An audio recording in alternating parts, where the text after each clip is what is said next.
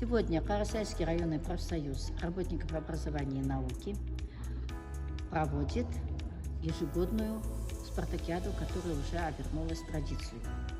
Спартакиаду мы проводим по 7 видам спорта.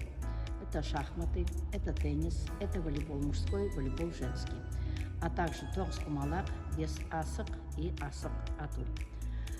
Далее у нас участвуют в спартакиаде так же, как и учителя-предметники различных предметов, также и участвует технический персонал, завхозы, лаборанты, технички.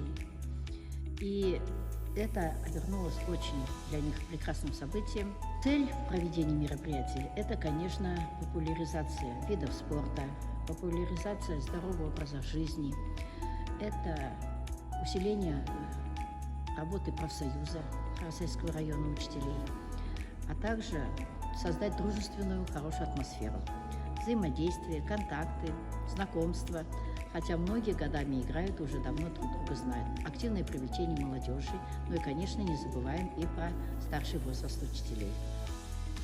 Организовывается ежегодно такое мероприятие совместно с Карасайским районным отделом образования. Мы в своей работе всегда опираемся на социальное партнерство, социальное сотрудничество и действуем в рамках соглашения между РайОНО и нашим Карасайским профсоюзом.